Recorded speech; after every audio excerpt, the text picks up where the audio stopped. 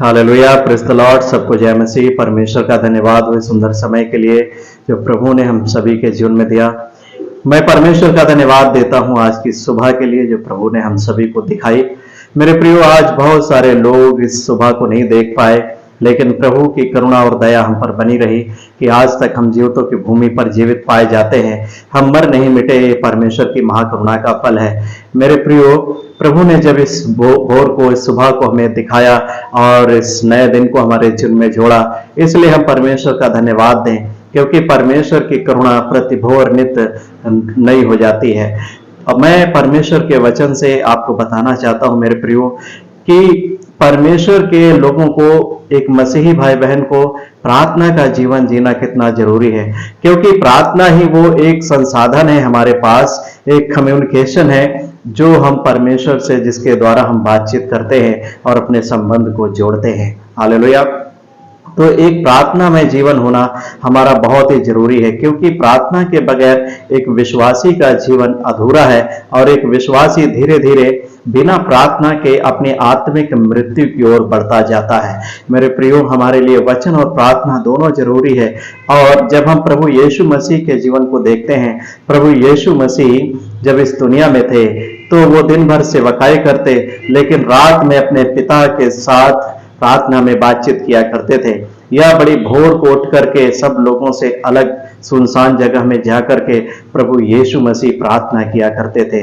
मेरे प्रियो, जब भोर की सुबह की बात आती है तो मैं आपको एक सच्ची घटना से वाकिफ कराना चाहता हूं। हालांकि वो वीडियो तो मेरे पास नहीं है, लेकिन एक सच्ची घटना को मैं आपको बताना चाहता हूं जो सन 2001 में घटी, जो जब अमेरिका में ट्विन टावर जो वर्ल्ड सेंटर था जब गिराए गए, और उसके बाद ये गवाही हम सभी के सामने आई। मैं आशा करता हूं, मैं उम्मीद करता हूं, हो सकता है कि ये YouTube पर ये गवाही मौजूद हो। ये एक ऐसे व्यक्ति की गवाही है, ऐसे व्यक्ति के जीवन में घटना घटी जो परमेश्वर का भय मानने वाला एक व्यक्ति था, और वो कोई व्यक्ति साधारण व्यक्ति नहीं था। उस वर्ल्ड सेंटर में उसका एक ऑफिस था, वो एक बड़ा बिजनेसमैन था, लेकिन इसके साथ साथ, इतना अमीर होने के साथ साथ, वो परमेश्वर का बड़ा ही भय मानने वाला एक परमेश्वर का जन, जो साउथ कोरिया का एक बड़ा बिजनेसमैन था। और उसके नित्य रोज सुबह की शुरुआत कैसे होती थी, जब वो अपने ऑफिस जाता, ऑफिस जाने से पहले वो क्या करते थे, रोज सुबह 5 बजे भोर में उठ करके फ्रेश होते और बाइबल लेकर के बैठ जाते थे। 2 घंटों तक वो वचन और प्रार्थना में समय बिताते थे। मेरे प्रियो, उनका ये रोज की रूटीन थी। रोज सुबह वो ऐसा किया करते थे। सबसे पहले भोर में उठ करके वो अपने परमेश्वर को समय दिया करते थे और उसके बाद अपने दिन भर के कामों को किया करते थे। मेरे प्रियो, ये हमारे जीवन में बहुत ही जरूरी एक हिस्सा है जो हम पर प्रभु यीशु मसीह के जीवन से, प्रभु के प्रेरितों से, और जिस व्यक्ति की, प्रभु के भक्त की मैं बात कर रहा हूं, जो इतना अमीर होने के बावजूद, इतना बड़ा बिजनेसमैन होने के बावजूद रोज सुबह परमेश्वर को समय देता और उसके बाद अपने दिन भर के कामों को किया करता था। मेरे प्रियो, जब 2001 में दुनिया की सबसे ऊंची बिल्डिंग जो अमेरिका में गिराई गए 2001 में 11 सितंबर को, ये प्रभु के भक्त अपने रोज के समान सुबह उठे और उन्होंने 2 घंटे तक वचन और प्रार्थना में समय बिताया, और उसके बाद उन्होंने अपने पेट में महसूस किया कि उनके पेट में कुछ गड़बड़ी है। उन्हें लूज मोशन होने लगा और बहुत ही ज्यादा उनकी तबीयत खराब हो गई। तो उन्होंने ऑफिस जाने का अपना प्रोग्राम कैंसिल कर दिया, लेकिन ऑफिस में बाहर से कई उनके बिजनेसमैन जो उनके पार्टनर थे, उनके साथ जो बिजनेस करना चाहते थे, डील के लिए आए थे, वो उनके ऑफिस पहुंच चुके थे और ऑफिस से उनके लिए बार बार फोन आ रहा था कि इस देश से लोग आए हुए हैं, आप आइए, बिजनेस के लिए लोग आए हुए हैं, आपसे मिलना चाहते हैं, थोड़ा समय दे दीजिए, 1 घंटा दे दीजिए। तो वो उन्होंने बहुत हिम्मत जुटा करके काफी देर में उन्होंने जाने का फैसला किया कि मैं थोड़ी देर के लिए ऑफिस जाऊंगा। तो उन्होंने अपने ड्राइवर को बोला कि गाड़ी निकालो, और उन्होंने कुछ दवाइयां ली और उनको लेकर के वो अपने ऑफिस के लिए निकल चुके।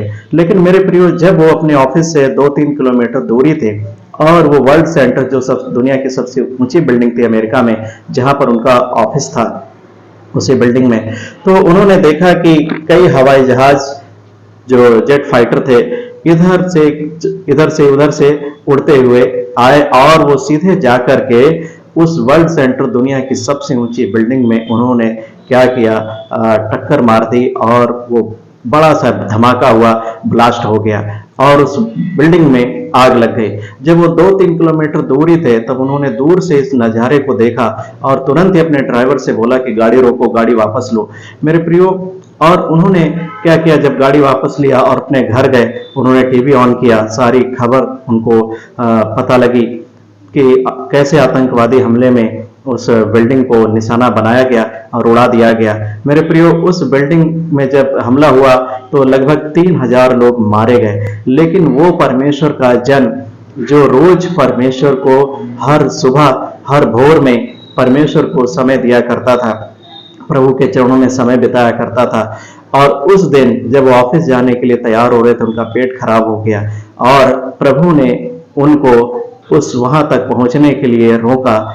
ये बात उनको बाद में समझ में आई और उन्होंने परमेश्वर की महिमा किया और साथ में उन लोगों के लिए दुख प्रकट किया जो उनके साथी थे, उनके ऑफिस में काम करने वाले, और जो 3000 लोग मारे गए थे। मेरे प्रियो, एक ये दुनिया को हिला देने वाली एक बड़ी घटना थी जिसमें लगभग 3000 लोग मारे गए थे, लेकिन एक वो परमेश्वर का जन जो रोज सुबह प्रभु को समय दिया करते थे, प्रभु के चरणों में समय बिताया करते थे, परमेश्वर ने उस सब सुबह उनको बचा लिया। तो मेरे प्रियो, हर सुबह हमें भी भोर में उठ करके परमेश्वर के चरणों में बैठ करके समय बिताने की आवश्यकता है। हमें व्यक्तिगत मौन का समय प्रभु के साथ भी बिताने की आवश्यकता है। और जब ये मौन का समय जो प्रभु के साथ संगति का समय होता है, इसको जब हम नित्य बनाए रखने में कामयाब नहीं होते हैं तो धीरे धीरे हम अपनी आत्मिक मृत्यु की ओर बढ़ने लगते हैं।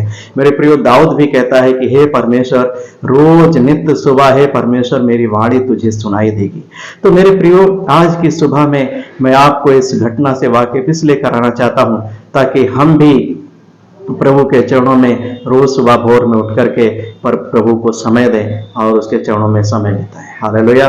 और प्रभु आप सभी को इस संदेश के द्वारा आशीष दे। और मैं सुबह में आपके लिए प्रार्थना करना चाहता हूं। हम सभी लोग प्रार्थना में जाएंगे।